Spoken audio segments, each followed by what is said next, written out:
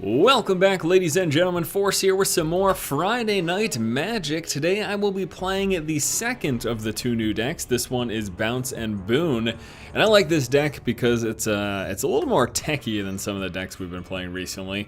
And what I mean by that, I think I'm going to keep this hand. I like the Soul Warden. I like to start off with that. These other two really aren't going to do me much good right now, but so.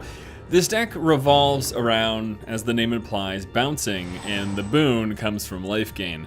So the idea is that we've got a bunch of creatures that have an activated effect when they come into play. And then we will be using abilities and creatures to bounce those things back to our hand, and then play them again to get a lot of life gain and have all these triggered effects, things of that nature. For example, let me just show you a little bit of what I have in my hand here, and I'm not going to attack. So I have got a Court Street Denizen. This is a 2/2 for 3, and then whenever another white creature enters the battlefield under your control, tap target creature an opponent controls. It's a pretty nice thing to have. It frees up your creatures to attack the opponent if they leave blocking creatures available. I also then have a Flicker Wisp flying. It's a 3/1. It comes into play. It exiles a permanent and then returns it to play at the beginning of the end step. So this is especially effective with any of the stuff that you have that's going to have activated abilities when they come into play. We also have a Restoration Angel. Well, right now, actually, I'm going to play the Court Denizen. So he's done some damage, but we've been gaining a lot of life because of our Soul Warden. So it's helped offset that a little bit. And what does he have here? Just a 1/1 Undying. He would probably block. Well, he would most definitely block, so I'm not going to attack. We have got the Restoration Angel, 3/4 flying with flash, means you can play it as an instant. Enters the battlefield, I exile target non-angel creature you control, and then return the card to the battlefield. So again, the idea is these creatures, which I don't have any yet, I haven't played any, but these creatures that have effects when they come into play that I want to bounce back, there's things like life gain, there's things like summoning other creatures into play, and then we've got this huge trump card here in the Cawthor's Crusade. This thing's hilarious. Whenever a creature enters the battlefield under your control, put a 1/1 counter on each creature you control. It's mighty ridiculous. So we don't really want to play either one of these right now, because I want to make the most effect out of my creatures with stuff that come into play. So we are going to want to hold on to these two. So we're pretty much doing nothing for the turn, which is unfortunate. We're going to get hit in the face, but again, we've been gaining a bunch of life, helping to offset this damage, so it helps. The one thing I could do is I could like block and then Restoration Angel to stop it from dying, bringing it back, but we're not that desperate yet. So we're just gonna stick to our guns and stick with what we have at the moment, and hope we draw into some of our great creature triggering or great trigger abilities. And we're gonna skip this here. So we don't want to block the 1/1s because they come back much bigger due to their undying. We don't want to do that. It's gonna play Black Cat, force us to discard a card at random. Oh no! It's only when it dies though, so I don't have to worry about it yet. I love how I'm freaking out for nothing. All right, so here's a great example. Comes into play, put a 1/1 soldier token into play, and then I could bounce it back, and it'd play itself again through something like Restoration Angel. However, before we play any of these things, we're delaying a little bit longer. I want to get this into play, because this is going to make it so that once we start playing our creatures, things will be mighty hilarious. Our creatures are going to get gigantic. And I don't want to attack because he'll block with this, and then I'll have to discard a card at random. So we're gonna be letting this thing live. And we might be taking a ton of damage this turn if he plays one of his zombies that pumps up his other zombies, which he could very well do. Tendrils of Corruption? No, it's not what he's doing. He's going to be killing this thing, okay. Actually, right now, I almost rather him kill that than the Soul Warden, because I'm going to be gaining a bunch of life in upcoming turns. And excuse me for all the clearing of the throat that I've been doing here. So we're going to let this go through. We're going to take a total of 5. It's going to bring us down. We're going to gain quite a bit of life this turn, though, because I'm going to be doing probably the Attendant. Oh, here we go, here we go. This is what we're going to do. Going to go with a Mercenary plus a Flicker Wisp. It's going to gain us a bunch of life. The other option is to do the Attendant plus a Flicker Wisp, which would get us more creatures in play, which would trigger that more. Oh, that's just the battlefield, though. I don't know if that triggers off of the tokens. We'll find out in the future, but I think right now we're actually going to go with the extra life gain. So I'm going to go Lone Missionary. Life gain off the Soul Warden, life gain off the Missionary. Triggered effect off of this, which will pump things up. Then I'm going to go Flicker Wisp. Life gain from that. We're gonna bounce this thing back. So it exiles, and then it comes back into play at the start of the end step. That's gonna trigger. This will come back into play at the end step. Well, yeah, we can attack first. So we're gonna... do I want to block? Not really. Yeah, we're all set. So we're gonna swing for 3. And then we go to the second main phase, then the end step. End step happens, this comes back into play, life gain from the Soul Warden from this coming into play, life gain from him coming into play, triggered effect from our Crusade, pumping our creatures up. Oh good lord. This is the sort of thing, this is the sort of synergy that this deck is all about. So now all of a sudden we're back up to 23. What is he playing here? Whenever a creature dies, puts a quest counter on it, gets 3 quest counters, he gets a 5/5 in play. So I basically am gonna try to stop creatures from dying, although he might save for blocks and try stuff like that. He's gonna Doomblade, he'll be getting rid of the Flicker Wisp with that. It's gonna put a single counter on his thing. So the Flicker Wisp is gone now. We still have the Restoration Angel to bounce. We also have the Attendant Knight, which we can pop into play. He's gonna attack with a 2/1, we're just going to let it go through. I don't want to lose this thing right now. This thing's gonna get progressively bigger as we continue to play more and more creatures. So I'm pretty happy with this game as a showcase. Even if we end up losing this game, this is it's a good showcase game. It's a good game to show you how this deck works, how it functions. All right, so unfortunately we can't do a bounce this turn unless we just play the bounce. Which I actually maybe I will do that for the life gain, get rid of the Lone Missionary. Or I can save the bounce and play the Attendant Knight right now.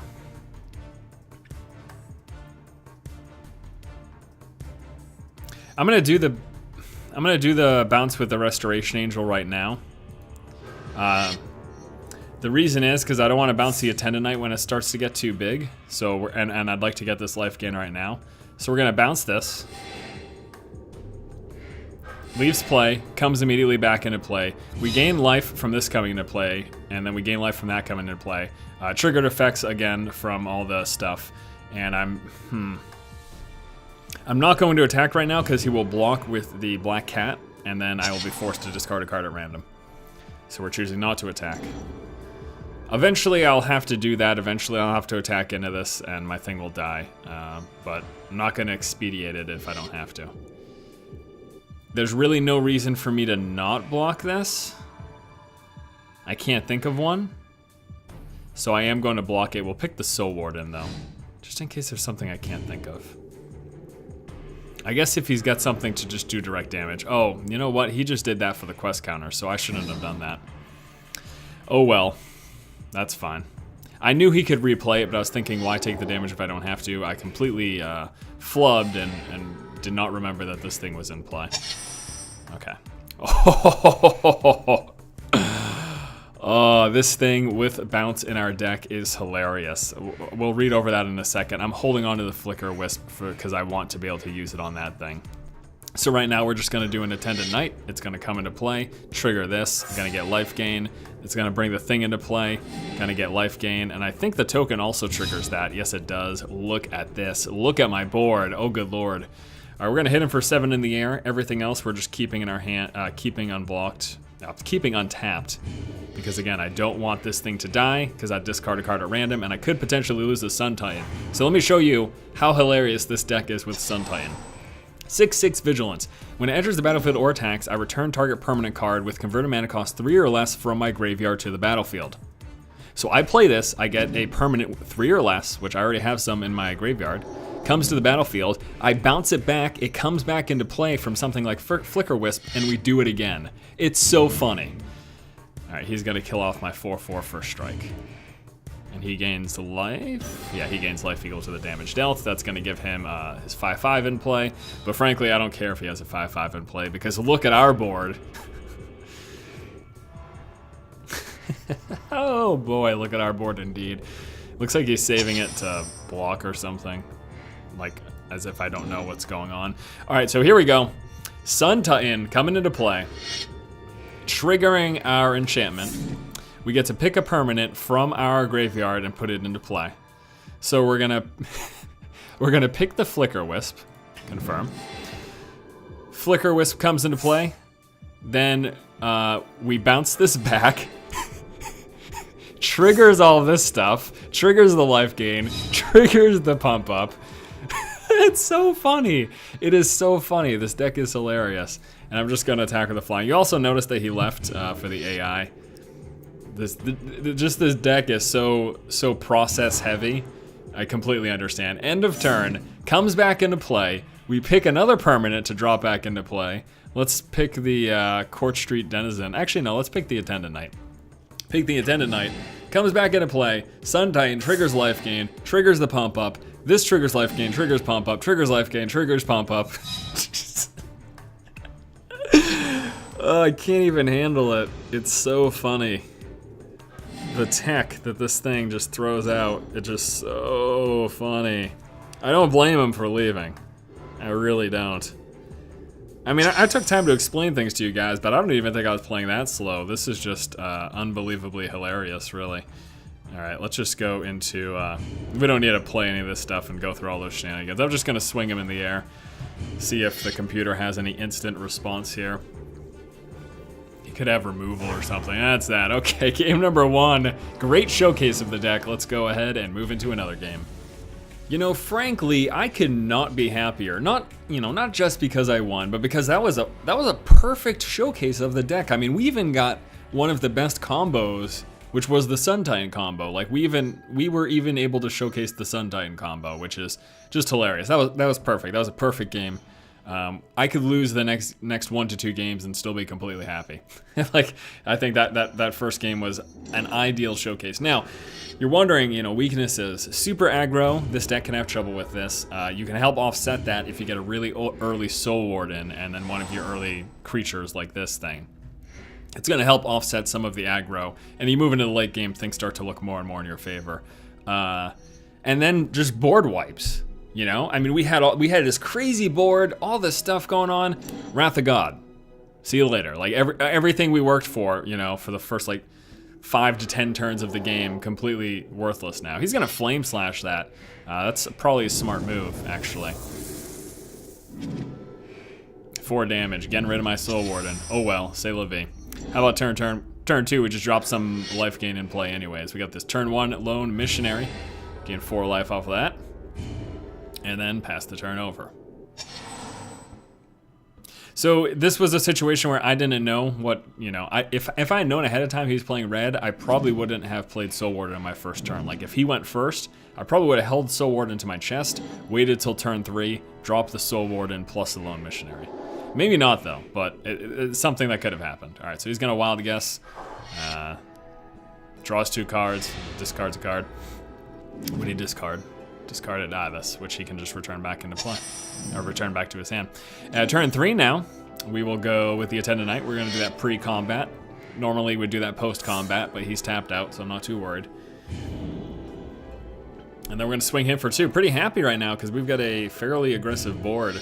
We'll have to see if he's got anything like an Earthquake, at which point he would wipe everything out that we have, but we got the Sun Titan in hand. We almost have enough mana in hand to even play it. We've got 3 on the board, 2 in the hand, so we're just gonna need 1 more to get this Sun Titan through. Sun Titan gonna let us do things like return the Soul Warden back to play.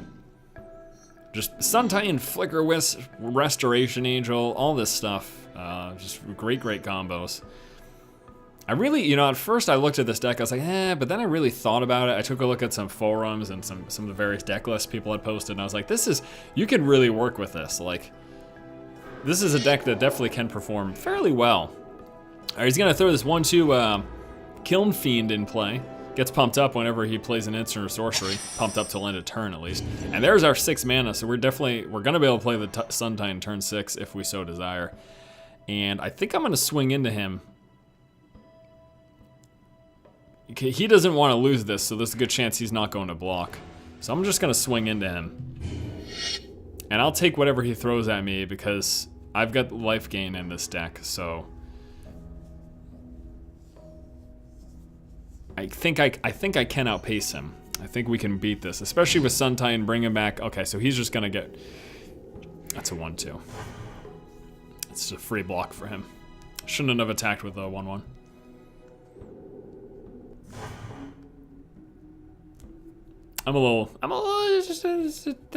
That just wasn't a good move. There's nothing else to really say about that. That wasn't a good move. I should not have attacked with a 1/1 token. C'est la vie, as they say.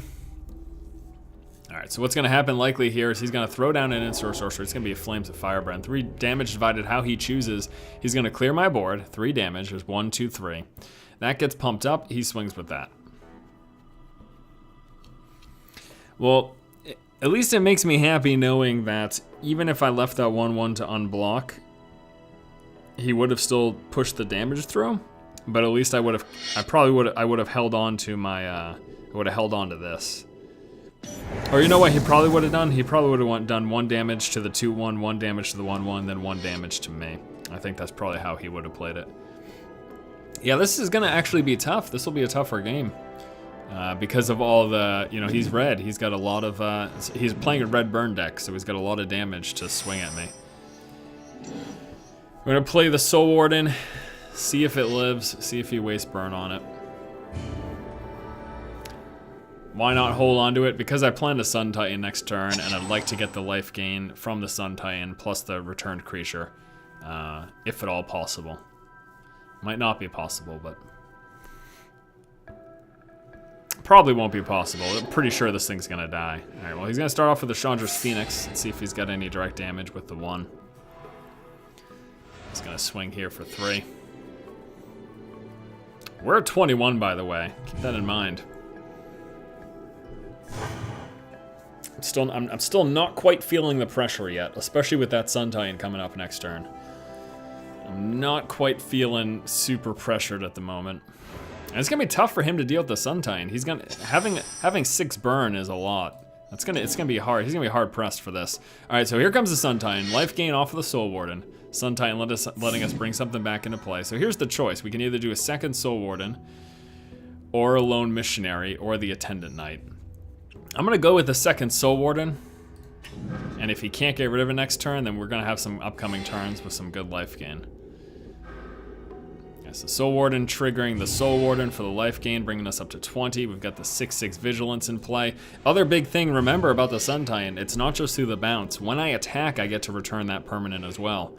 And it's Vigilance, that means it doesn't tap when it attacks, which is gonna allow us to follow up subsequent blocks, so. It's gonna be tough. This is gonna be a tough thing for him to deal with. We'll see if he has the 6 damage to throw at this right now. He will. You don't want this thing to live. No one wants this thing to live. So looks like he doesn't. He's gonna be playing this, which will let him search through for a basic land card. We also get the life gain off of both Soul Wardens, which is huge that these things didn't die right here. He's gonna be able to play it. I'll see what he has for 2. Anything? He's gonna Goblin Arsonist. Okay. Double life gain off the Soul Wardens. Arsonist is a danger because if he blocks with this, he can use that 1 damage to ping off one of my Soul Wardens. But frankly, I'll probably still attack even though that's the case, because I want to start thinning up his numbers, you know? Now I could pacify so that he can't block with this, but that's kind of a waste of a pacifism. So I'd rather him just kill off one of these guys. To be honest with you, I'd rather him just kill off one of the Soul Wardens. He doesn't have enough here. So we're gonna attack. It's gonna trigger this. From that, we're gonna go more life gain or another creature. I'm gonna go with more life gain to help offset his damage dealing. So we get the 4 from this, plus 2 from the double Soul Wardens. Now he's gonna block. So he's got 3 damage on the board. If he has 3 damage in his hand, he could kill this. If he chump blocks and then hits that. Actually, you know what? If he has an instant, pumps this up, he could very well kill this thing. Let's see. If it's just the Arsonist, though, he doesn't have that damage in hand for 1. So there you go. That happens. Arsonist dies. He's going to ping off one of these 2 Soul Wardens.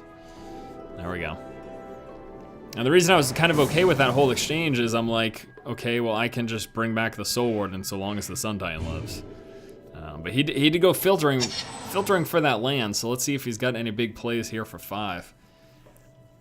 He's at 13, mind you. We've been able to push through some damage. It's Cone of Flame. This is 3, 2, and then 1 damage to different targets. So he can kill off these 2 small guys, and he's gonna do 3 damage to me. It's gonna pump that up to a 4-2. Still can't attack with it though. Well, he can, but if he does, I'm assuming that, I would almost assume that he's got free cast. I think it's called Fire Blast. There's a card that lets you sacrifice 2 mountains instead of paying a casting cost to play it. I can't think of the name off the top of my head, but he could have that. He evidently doesn't, because, you know, we just saw what happened. Look at this, Archon of Redemption. It's a 3/4 flying. When this card or any other creature with flying enters the battlefield under my control, I gain life equal to its power. Yes, indeed. All right, so first things first, we are going to attack with our Titan. And then we will return. Let's go with the Soul Warden. And then after the fact, we'll be playing the Archon of Redemption. We get that life gain from the Soul Warden.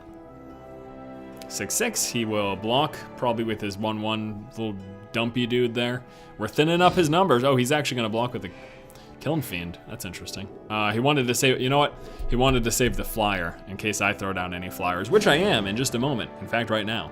Here it is.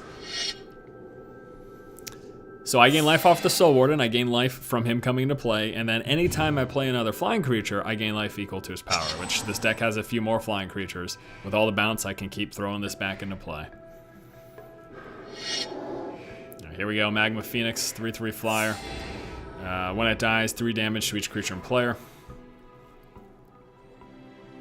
It's actually pretty huge. I'm gonna pacifism that so it can't block. Oh, I'm so evil. Oh, I am so evil. Oh my god, Flicker Wisp. This is hilarious. Okay. So we're gonna pacifism this. Okay. Can't attack, can't block. It just sits there being useless.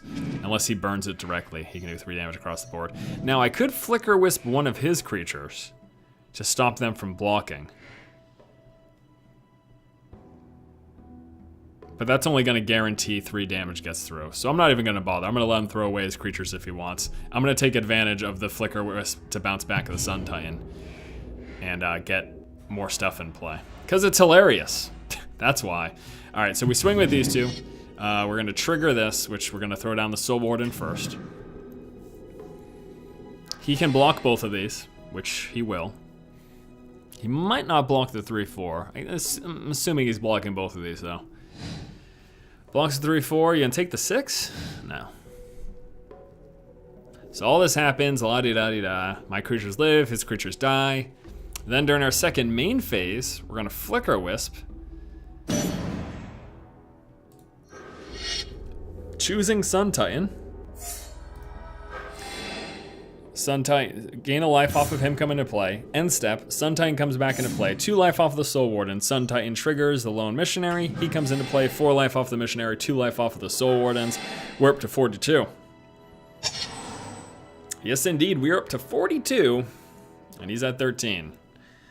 So this is the vulnerable point, and this is a point where you could argue maybe hold on to my cards, but even if I held on to the Flicker Wisp, I don't know. He's gonna Lava Axe me, okay? It's 5 damage to my face. Chooses not to. He's gonna Disintegrate. Ooh, X damage. He can do up to 4 damage. He's gonna choose the Redemption. He's gonna kill his own thing to deal 3 damage across the board, getting rid of my Soul Wardens, getting rid of my 2/1. Wait, that didn't work because it disintegrated because it exiled. He's probably scratching his head. I was kind of scratching my head for a minute. So why didn't that work? Because his Disintegrate exiled his creature, preventing that thing from triggering. That's really kind of funny. All right, well that's the game. Oh my. Oh my. What? That was a great showcase. These 2 games really show how this deck can shine, I must say.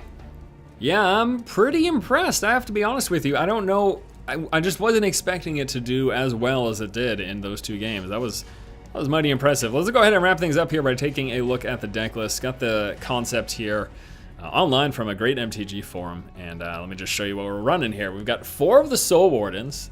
Really nice turn 1 drop, especially when followed up with something like Lone Missionary, which we have 3 of these. It's the 2/1. Comes into play, we gain 4 life, fantastic. We also have the Pacifism, 2 of those to lock down opponent's creatures. All right, so now you're gonna start to see more of what the deck can potentially do. So here's a Blade Splicer, comes into play, it's a 1/1, it drops a 3/3 Golem into the battlefield. Plus, as long as this is in play, all your Golems get first strike. Now this isn't a Golem deck, this only synergizes with its own summoned creature in terms of this deck, but you can imagine the combo with all the bouncing back that we have potential, it can work very well. We also have the Flicker Wisps, as you saw, can be used offensively or defensively. You can use this to either bounce your own permanents and then return them into play for the triggered effect, or to bounce an opposing permanent to push damage through if they've got a blocker that you don't want in play during combat phase. Got the Attendant Knights, the 2/2, first strike comes into play, we get a 1/1 token, beautiful. We've got this guy, it's a 2/2 for 3, and he sits in play, and then whenever another white creature enters the battlefield under our control, we can tap a creature an opponent controls. The Kemba Skyguard, we didn't get to see this in play, but it's sort of like the Lone Emissary, it's 2/2 flying, and the bonus effect is that 2 life from when it comes into play. But if you had a choice, obviously, you'd rather get that 4 life. If you're looking solely for the life gain. If you're looking for damage, a flying creature is really nice to have. All right, this is really nice too. It's an instant. You can use this against our opponent or for our own creatures. The owner of target non-land permanent shuffles it into his or her library, then draws 2 cards. So if you choose your opponent, they do get to draw 2 cards based on this wording. But what I typically find is I'll be using this defensively. I block a creature, or my opponent tries to remove a creature. You just, boop, put this in play. Whatever permanent, creature or not, shuffles into your library, and then you get to draw 2 cards. Works pretty well. So good. 4 lands for a 2/2, enters the battlefield, search your library for a basic land, put it into play tapped. Again, with the bounce back, we can really fill up our lands quickly if we're running low. And then when it dies, you get to draw a card. This is such a good card. Oh my gosh, it's so good. I love it. Got running 2 of those. Restoration Angel, here's the bounce. It's a 3/4 flying flash, played as an instant. Exiles the target non-angel creature I control, then bounces it back into play. More things that can be used defensively or offensively. So let's run 2 scenarios. The first one is, turn 1, 2, and 3, say you're dropping creatures. Turn 1, Soul Warden, turn 2, one of your 2-drop creatures, and then turn 3. Then turn 4, so turn 3, you attack with your creatures, and then you play this. It's got flash, you play it as an instant. It's a 6/6 flying with fear on turn 4. That is a mighty scary creature. The drawback is that when it comes into play, you have to return 3 creatures you control to your hand. So if you don't have 3 creatures beyond this one, this thing will just bounce back. But that's an offensive use of it. Also, if your opponent's trying to clear your board or something, pop a Dust Elemental in play. It has flash, so it's an instant, and then return your creatures to your hand to save them. Pretty awesome.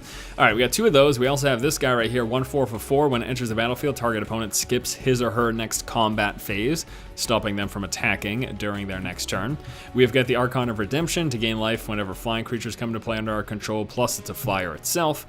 This guy, it's a 3/3, enters the battlefield, we get 3 1/1 tokens into play. I can tap those 3 to pump it up. But the big thing is that it's 3 tokens, and that coupled with something like this, pumping up a lot of our creatures very, very, very fast because all those tokens trigger this enchantment. We've got the Duplicant to exile a creature and then copy its power and toughness, good for eliminate opposing threats and then getting a decent sized creature into play. And then the Glorious Sun Titan, as you saw, just such an OP card, it's amazing. And then lastly, we've got the Captain of the Watch, 3/3 Vigilance, comes into play. We get first of all, other soldier creatures you control get +1/+1 in vigilance, plus it comes into play, we get 3 soldier tokens. Again, lots of tokens quickly in play, coupled with the Crusade. Kind of crazy. All right, guys, that's going to do it for this episode of Friday Night Magic. Thank you so much for watching. Really happy with how this deck turned out. If you like the content, please subscribe. Also, be sure to tune in next Friday for another episode of Friday Night Magic, or just hang out on the channel all week, because there's great gaming content. Thanks again, guys. Take it easy. I'll see you next week.